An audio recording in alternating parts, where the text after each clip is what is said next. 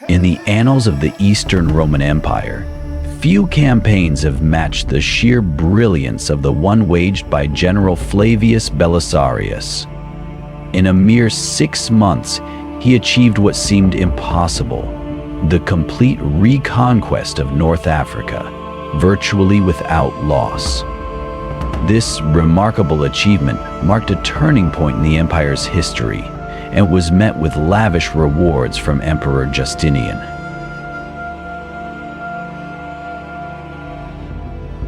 Belisarius returned to Constantinople a hero, where he celebrated his triumph with all the pomp of Roman tradition. For his unparalleled success, he was honored with the prestigious title of Consul, cementing his place in history as one of Rome's greatest military commanders.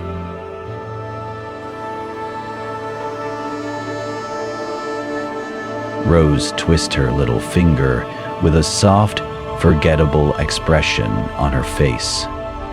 Computer.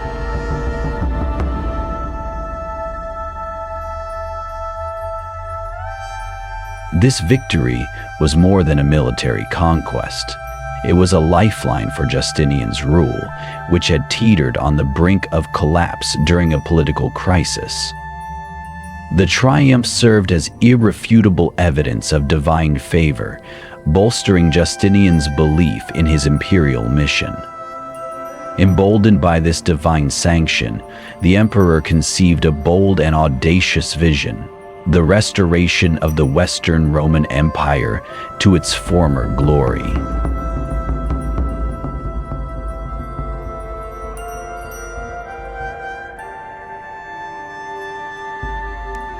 Belisarius was now tasked with a new and monumental mission, one that would take him to the heart of the ancient empire, Italy, and into the eternal city itself, Rome.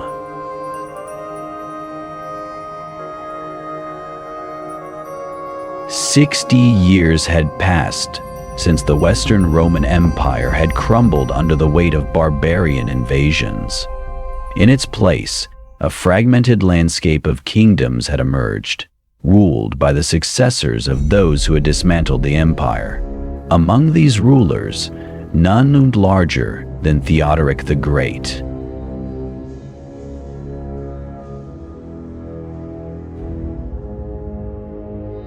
With the approval of the Eastern Roman Empire, Theoderic and his Ostrogothic warriors crossed into Italy from the Balkans. There, he overthrew Odoacer, the man who had deposed the last Western emperor, and forged a powerful Gothic superstate. An Arian Christian, Theodoric sought to bridge the divide between Goths and Romans, collaborating with the Roman Senate and maintaining close ties with the Eastern Empire.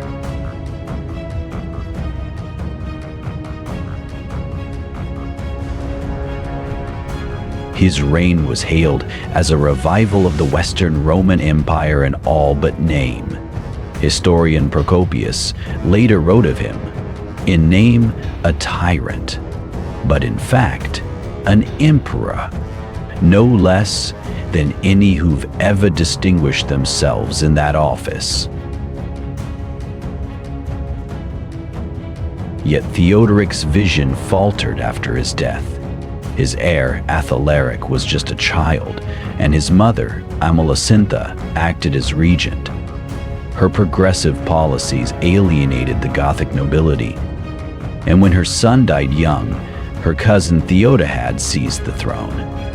Amalasuntha was imprisoned and, soon after, murdered, an act that outraged Emperor Justinian. Theodohad's betrayal of Amalasuntha gave Justinian the excuse he needed to act. With North Africa firmly under his control, he turned his sights on Italy. His plan was as much symbolic as it was strategic. Italy, the land of Rome itself, would be the jewel in the crown of his imperial restoration.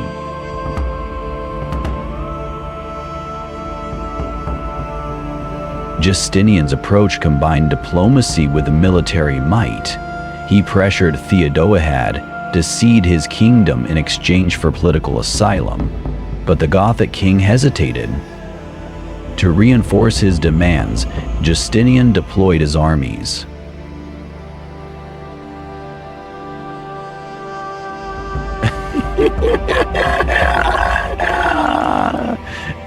General Mundus advanced into Dalmatia, capturing the key city of Salona, while Belisarius, now leading a force of 9,000 men, sailed to Sicily. The island fell swiftly, with only minimal resistance from the garrison at Palermo. By the end of 535, Belisarius had secured Sicily and celebrated his achievements by scattering coins to the crowds in Syracuse.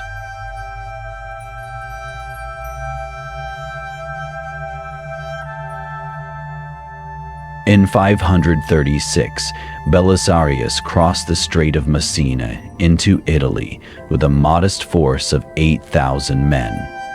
Despite being heavily outnumbered by the Ostrogothic armies, his reputation as a brilliant tactician preceded him. He advanced steadily northward, capturing Naples after a grueling siege. The Gothic king Theodahad, paralyzed by indecision, made no effort to stop him and was ultimately deposed and killed by his own men. The Ostrogoths chose Witigis, a seasoned soldier, as their new king. Seeking time to rally his forces, Witigis abandoned Rome, allowing Belisarius to march into the Eternal City unopposed. 60 years after the fall of the Western Roman Empire, Rome was once again under Roman control.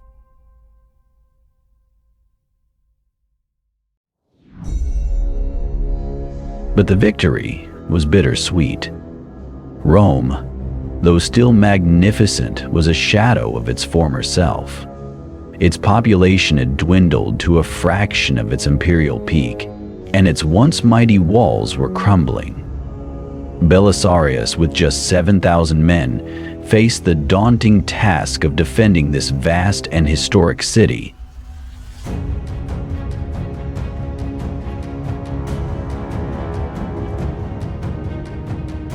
Witigis returned in 537 with a massive Gothic army, determined to retake Rome.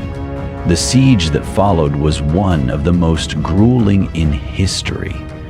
Belisarius, ever resourceful, fortified the city, rallied its citizens, and launched a series of daring cavalry raids to harass the enemy.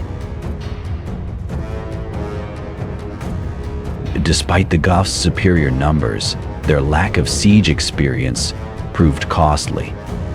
Belisarius's disciplined troops repelled every assault, inflicting heavy losses.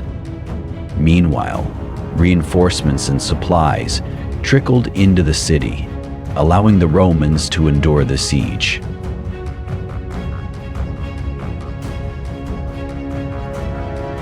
After nearly a year of stalemate, Witigis abandoned the siege to defend the Gothic heartland from Roman counterattacks.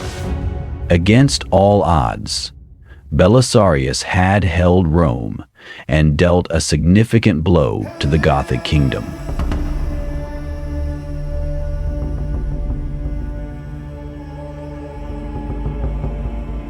Belisarius's triumph at Rome was a testament to his unmatched skill as a commander, but his victories also sowed seeds of suspicion in Constantinople.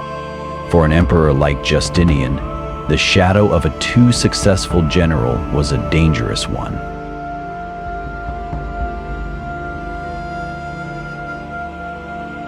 As the war against the Goths dragged on, new challenges arose, both within the empire and from old enemies in the east. The fate of Justinian's grand vision for a reunited Roman Empire hung in the balance, with Belisarius once again at the heart of the struggle.